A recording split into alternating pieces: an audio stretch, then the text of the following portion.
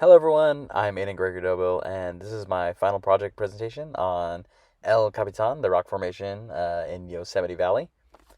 As someone that loves visiting Yosemite, I had a very fun time putting this project together. I think I researched this more than I ever have in my life by any other rock formation in particular, so I had a very fun time doing that. And El Capitan is a place that I'd love to hike to the top of one day. In the future, if I can work my way up to it, I know the current trail for it is quite a ways. It's like I think 20 total miles. So it's something that I definitely got to work up to, but I'm looking forward to. In this presentation, I hope to teach everyone who watches this a few things they might not have known about El Capitan, get to see some of my research, and just overall learn a few things. And hopefully, I can just pique your interest, maybe inspire a Yosemite visit one day, and maybe inspire some people to show up on their own. But without further ado, here is my presentation. Here's what we're going to be learning about today in this presentation. There's mainly four broad categories with some other subcategories sprinkled in a little bit, but mainly the four bigger ones that you see on the screen right here. We'll start off with a quick history about Yosemite Valley, its formation, and how it came to its current notoriety. It is one of the most, if not the most famous valley in California, and really in the United States. A lot of people travel from all across the world just to come witness the valley and its entire beauty. Then we'll focus on El Capitan specifically and discuss its geological formation and the processes that went into that. That's something that we learned a lot about in this class and some of my chapters that I enjoyed the most. This will detail the processes and composition of the rock face and just kind of talk about it more in depth, more than anybody would think when looking at it and be like, oh, that's a cool rock. So yeah. Following that, we will touch on the storied history that accompanies El Capitan, mainly its climbing history and kind of like the history of it as being observed in modern America. And finally, we'll end with its legacy in both popular culture and amongst the climbing community that frequents Yosemite Valley.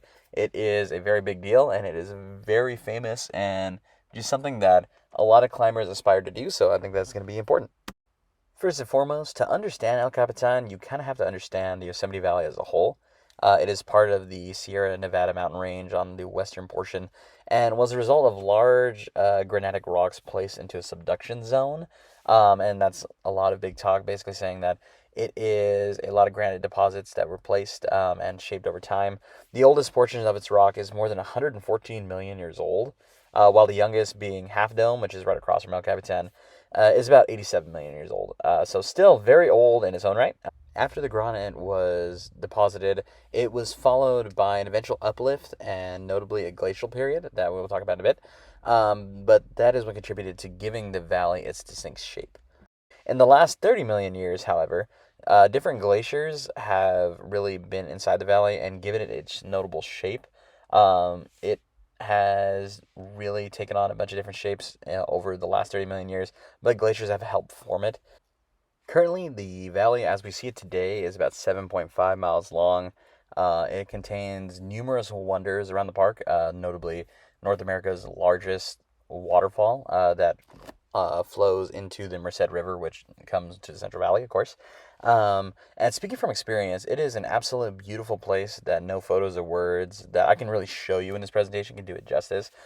I describe it as something that really needs to be seen in person, just because it is absolutely stunning and will really make you wonder, like, wow, things like that are real. It's great. It is classified as a pine valley with large meadows in basic terms, so the majority of the trees are pines.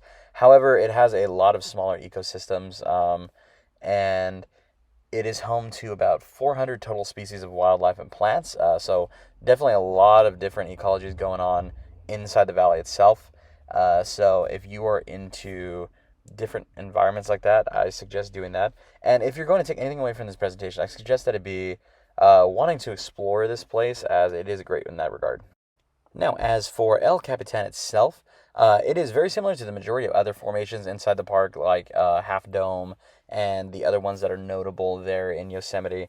However, the formation is primarily granite. However, it does have multiple igneous deposits or deposits of igneous rock towards the top of the formation. It gives it kind of a distinct look and really just different coloration and kind of texture from the other rock that is there. One of the most distinct features of the formation is just it being a relatively smooth wall. Now, of course, not perfectly smooth, but it's a relatively smooth deposit in comparison to other mountains or rock formations across the world. And this has really came as a result of joints within the granite deposit when the formations were occurring, mainly when they were carved out by the glaciers.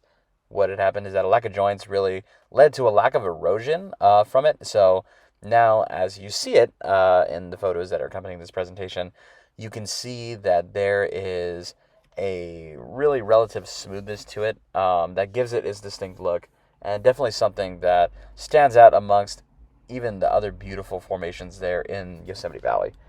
As far as the formation of El Capitan itself, all of the rocks surrounding El Capitan really had a lot of internal pressure from various forces, but that internal pressure is what led to the formation being protruding out of the ground in the first place. Of course, this happened millions and millions of years ago, but it is still the process that led to its distinct shape coming about and really being out to be eroded. And so it does have a lot of different features, such as like the Texas flake, which is just a big block of granite that detaches from the main rock about halfway up the side of the cliff, and a bunch of different formations like that that really give it different shapes along a relatively smooth wall.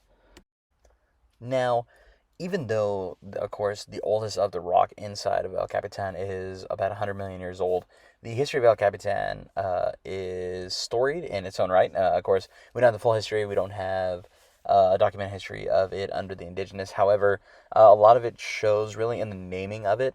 It was first named Tutocanula by the indigenous Native Americans that were there at first, and El Capitan came as a translation of that word. At first, it was a loose translation of the captain, which was a translation itself of rock chief, which is what the Spanish settlers that found it and gave it the name that stuck. Um, that's basically what they thought it was. However, there is a dispute amongst where the origin of the name came from. Of course, others say that it was named Inchworm Rock, which has an accompanying Native American legend that relates directly to the naming of it, which is more than we can get into today. But that is what it is in terms of naming. Now, for itself, El Capitan, as you can see, has inspired a lot of rock climbers to want to climb it because it poses a challenge in terms of its relative flat surface. And so it was first climbed in 1958, of course, by Warren Harding, Wayne Mary, and George Whitmore. The three men set out to kind of map a general guideline for El Capitan. It took quite a while for them to do so. However, they were the ones to do it. And now you see over 12.5 thousand ascents have happened on El Capitan. It is definitely a huge attraction, mainly for reasons that we'll get into in a bit, but it has seen a lot of popularity within the 21st century itself. However, this has led to a considerable amount of deaths for climbers attempting to climb the rock formation. However, this is a result of its popularity and just something that came with its notoriety. Now, in terms of legacy, El Capitan is definitely one that is focused in a few different areas, primarily climbing. Um, and that would be for people that do solo climbing, that do rock climbing in general. It has a legacy of climbers really heading to El Capitan once they got enough experience and they're looking like, hey, I want a challenge. This is where I'm going to go next. So it has quite a storied legacy there. It has several different iterations of itself in media and pop culture references. However, for climbers, a big thing would be climbing, either speed climbing or climbing and attempting to break records.